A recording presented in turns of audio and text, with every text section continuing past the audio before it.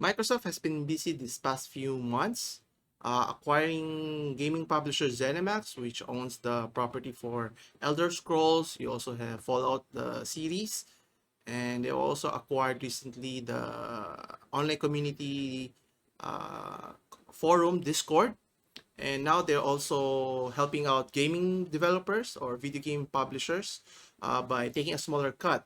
Now, the article is Microsoft to take smaller cut from video game developers, according to Reuters.com.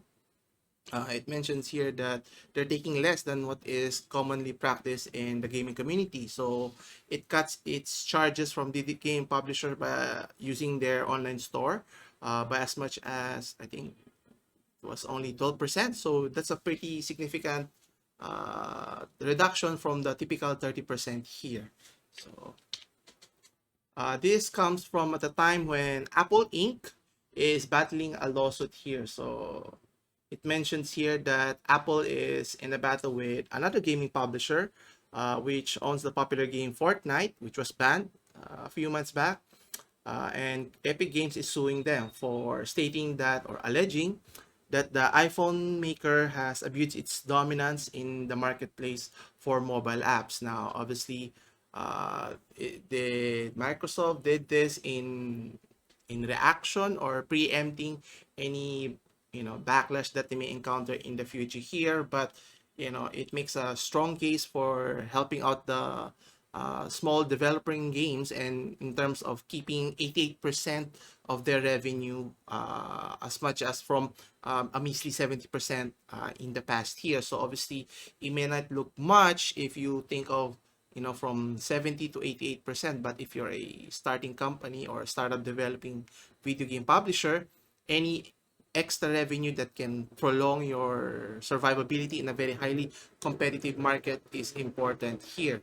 And not only that, obviously the key purpose of Microsoft of implementing of reducing the fee is to attract independent developers, which is, I think, this is an attack on their main competitor, which is Sony's PlayStation here, in order to attract more independent developers or even smaller gaming studios, so that they'll be inclined to produce their games in Xbox platform rather than Sony's platform here, which is a key issue here. And not only that, obviously, Microsoft is publishing not just in their Xbox platform, but also in the PC realm here with with cross-platform here.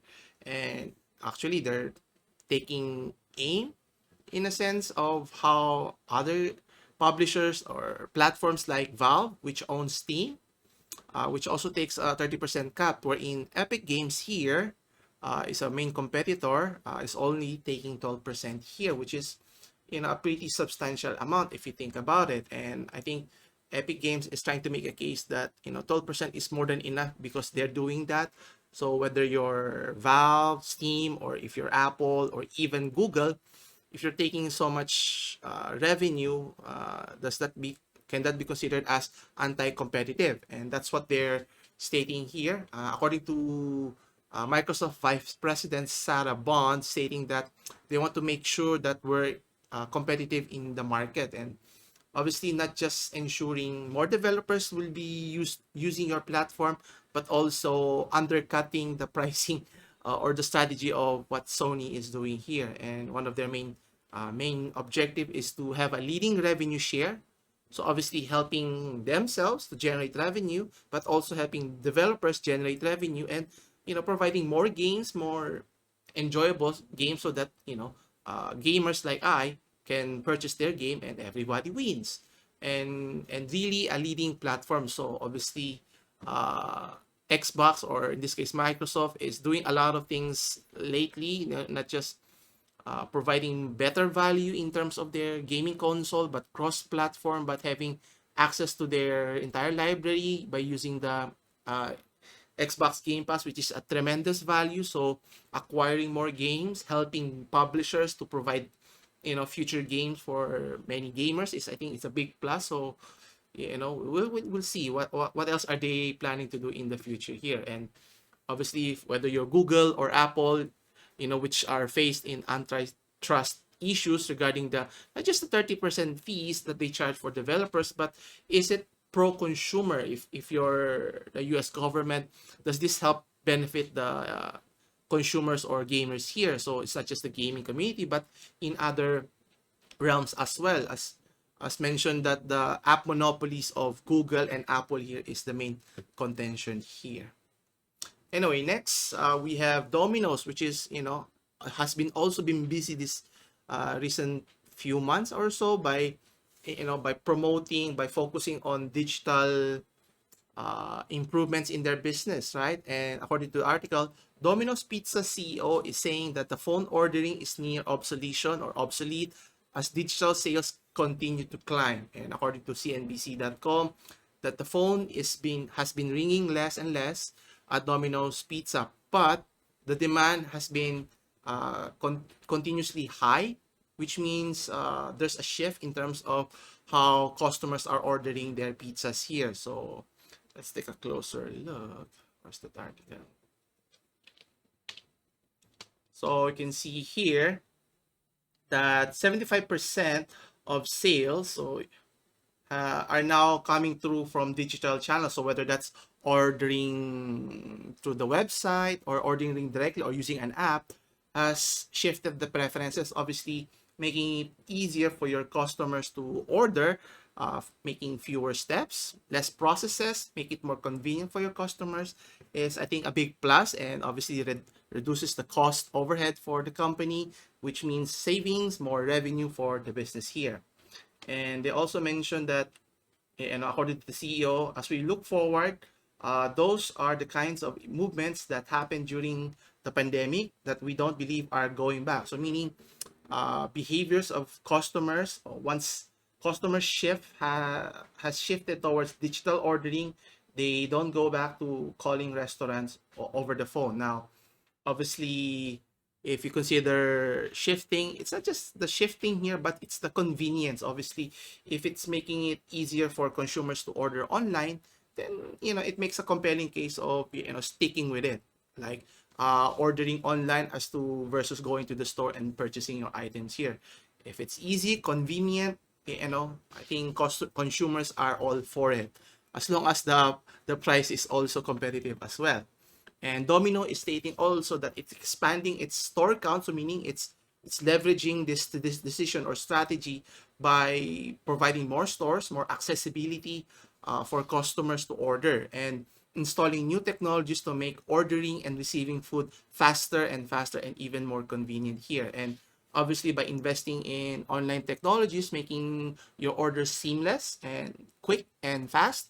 Not only that, but also by its delivery system. I think we mentioned this before in previous discussion, that they're also invested in autonomous vehicular or vehicle delivery system, meaning AI delivery, meaning there's no more people delivering or driving behind the car here, and they've partnered with Neuro, the company here. Now, obviously, it benefits the company tremendously, but also on the downside, which is, if you're one of the employees who's working behind the scenes, whether you're a driver in this case or delivery driver, or even a call center in that, that takes orders and so forth, you may become obsolete in the very near future, or if that's not happening already right now.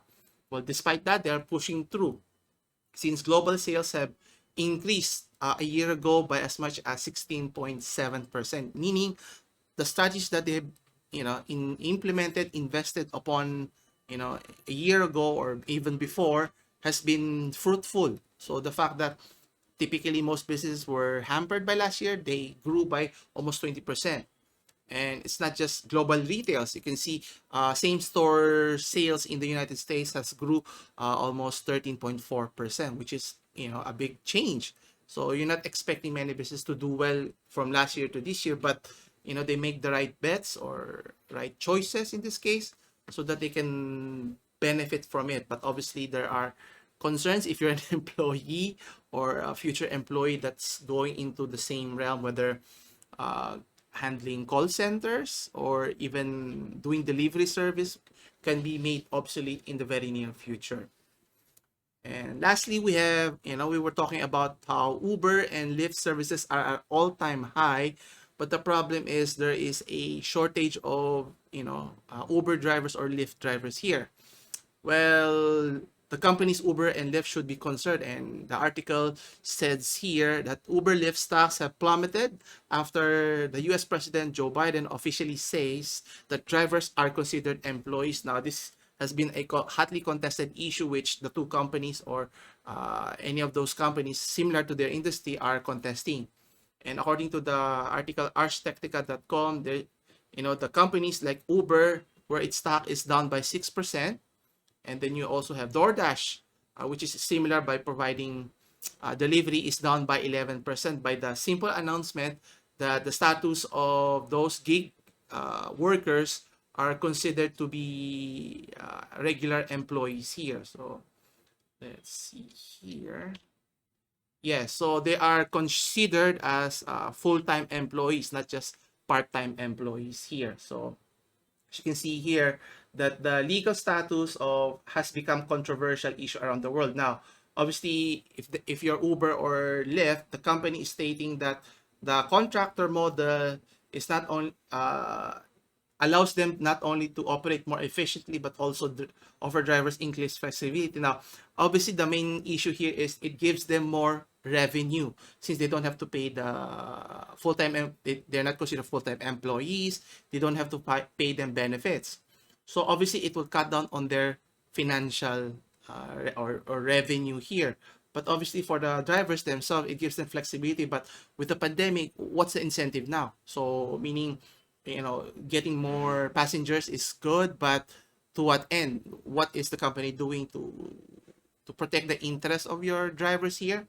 Anyway, and what they're contesting here, if that they were forced to pay drivers by the hour or considered as regular employees, they not only have to increase fare, which is reasonable, they also have to restrict drivers to ensure that drivers only work at times when there are enough customers to keep them busy, which is, reasonable in a sense, but they have to improve or evolve their model so that they can be competitive. So with the likes of regular taxis or limo services, they have to find some compromise here. They cannot just stand here and say that they should be only considered as temporary workers here or gig workers.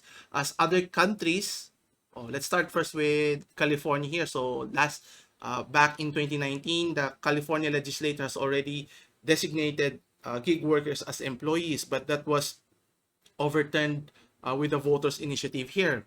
But in other areas, so you look at New York, where a federal judge ordered Uber to pay unemployment benefits to Uber driver last year. So, trying to help them sustain. Obviously, no one is going out during the lockdown. So how can they sustain their income generation and so forth?